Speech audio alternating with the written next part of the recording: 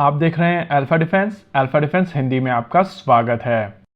आज के इस वीडियो में हम लोग बात करने वाले हैं डीआरडीओ के बारे में। थंबनेल में जब आपने वो नंबर देखा होगा तो आपको समझ में आ गया होगा कि हम लोग यहाँ पर बात किस चीज के बारे में करने वाले हैं। वैसे हम लोग यहाँ पर बोल सकते थे कि डीआरडीओ की तरफ से 2,64,000 करोड़ से ज्यादा की सेविंग की गई है, लेकिन रियलिटी ये है कि जब आप नंबर को पूरा लिखते हैं तब आपको उसकी ग्रेविटी समझ में आती है। आमतौर पर ये टॉन्ट्स आपको सुनने मिल जाते हैं कि डीआरडीओ टैक्स पेयर मनी के ऊपर काम करता रहता है और जब रिजल्ट्स नहीं आते हैं तो कहा जाता है टैक्स पेयर्स मनी बर्बाद कर दिया गया। ये नंबर जो अभी आप अपनी स्क्रीन के ऊपर देख रहे हैं एग्जैक्टली इतना पैसा बाहर जाने वाला था और डीआरडीओ के काम के चलते पिछले 5 सालों में इतना पैसा देश में बचाया गया है। देखिए, शुरुआत से ही भारत की सबसे बड़ी परेशानी ये रही है कि देश में इंडस्ट्रियल बेस नहीं था। ये रेटरिक आपने कई बार सुना होगा कि देश में सुई तक बाहर से इंपोर्ट की जाती थी और कुछ हद तक ये रेटरिक सही भी था, लेकिन परेशानी ये थी कि चीजें बनाई जा सकती थी लेकिन इंडस्ट्रियल बेस काफी छोटा था। भारत में जब अर्जुन मेन बैटल टैंक बनाया गया था तो उससे पहले देश में कोई डिसेंट कार तक डिजाइन नहीं की गई थी।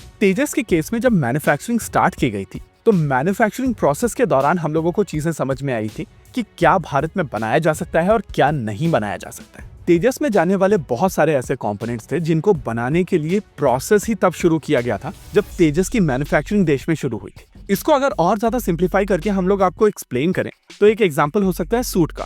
इमेजिन कीजिए कि आपके फ्रेंड की शादी है और आप एक डिजाइनर सूट पहनकर जाना चाहते हैं। जब आप मार्केट पहुंचते हैं तो आपको वहां पर कई सारे ब्रांडेड शोरूम दिखाई देते हैं, लेकिन वो आपको कहते हैं कि वो आपको F16 नहीं देंगे, डिजाइनर सूट नहीं देंगे। आप वापस आते हैं, अपने लोकल टेलर से बात करते हैं और वो बोलता है कि वो आपके लिए सूट तो सिल देगा, लेकिन एक्सेसरीज के लिए उसको दूसरे मार्केट में जाकर चीजों को अक्वायर करना पड़ेगा। सूट का डिजाइनर आपका बेस्ट फ्रेंड है, वो मार्केट जाता है और एक्सेसरीज को ढूंढता है। इंटरेस्टिंगली उसको एक्सेसरीज मिल भी जाती हैं। आपका फ्रेंड वापस आता है और टेलर को बोल देता है सूट सिलना शुरू करो, एक्सेसरीज आ रही। आपका सूट ऑलमोस्ट तैयार है, लेकिन शाम को हो जाती है आपकी लड़ाई क्योंकि आप पोखरन में कुछ क्रिकेट मैच खेल रहे थे जहां पर इस एक्सेसरीज की दुकान वाले मालिक के बेटे के साथ में आपकी लड़ाई हो जाती है। अब इस पूरी सिचुएशन के बाद में आप घर में शांत बैठे थे और माताजी आपके पास में आकर कहती हैं, बस इतनी सी चीज के लिए परेशान हो, ये तो हम लोग हाथ से बना देंगे। वैसे अब आपका सूट तैयार है, लेकिन इस पूरे प्रोसेस में समय लगा और जब यही समय होता है तो लोग याद दिलाने लगते हैं कि आपने टैक्स पेयर मनी बर्बाद कर दिया है।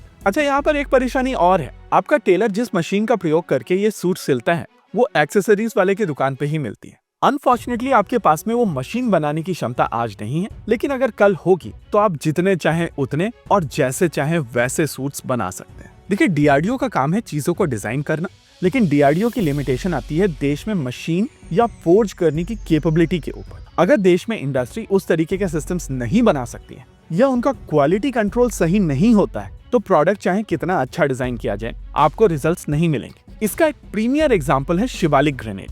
डीआरडीओ की तरफ से ये ग्रेनेड डिजाइन किया गया था और उसके बाद पुरानी ऑर्डिनेंस फैक्ट्री बोर्ड को इसकी टेक्नोलॉजी ट्रांसफर की गई थी। अनफॉर्चुनेटली ये ग्रेनेड दशकों तक अपनी रिक्वायर्ड परफॉर्मेंस नहीं डिलीवर कर पाया था। बाद में यही टेक्नोलॉजी ट्रांसफर की गई सोलार ग्रुप को और इस समय ये ग्रेनेड भारतीय सेनाओं के साथ में ऑपरेशनल है। इसके अलावा टेस्टिंग फैसिलिटी एक दूसरा एंगल है। इस समय देश में किसी भी तरीके के इंजन को टेस्ट करने की फैसिलिटीज मौजूद नहीं है। आप सभी को याद होगा रुस्तम के लिए जो इंडिजिनस इंजन बनाया जा रहा था उसको आप माउंटेन्स के ऊपर ले जाकर टेस्ट कर रहे थे क्योंकि आपको हाई एल्टीट्यूड सिमुलेट करना था। यही प्रोसेस अगर आप प्रॉपर टेस्ट फैसिलिटीज के साथ में करेंगे तो आपकी टाइमलाइन सिग्निफिकेंटली बेटर हो जाएंगी और प्रोडक्ट्स आपको जल्दी मिलेंगे। ये पिछले 5 साल की सेविंग्स भारत सरकार को ये बताने के लिए काफी होनी चाहिए कि देश में अगर टेस्टिंग इंफ्रास्ट्रक्चर बढ़ता है और रिसर्च एंड डेवलपमेंट में इन्वेस्टमेंट बढ़ाया जाता है तो देश में बनने वाले प्रोडक्ट्स का नंबर बढ़ेगा और बाहर जाने वाला फॉरेक्स बचेगा। इसी के साथ आज के इस वीडियो में रखते हैं केवल इतना ही। वीडियो को अंत तक देखने के लिए धन्यवाद। देखते रहिए अल्फा डिफेंस। जय हिंद।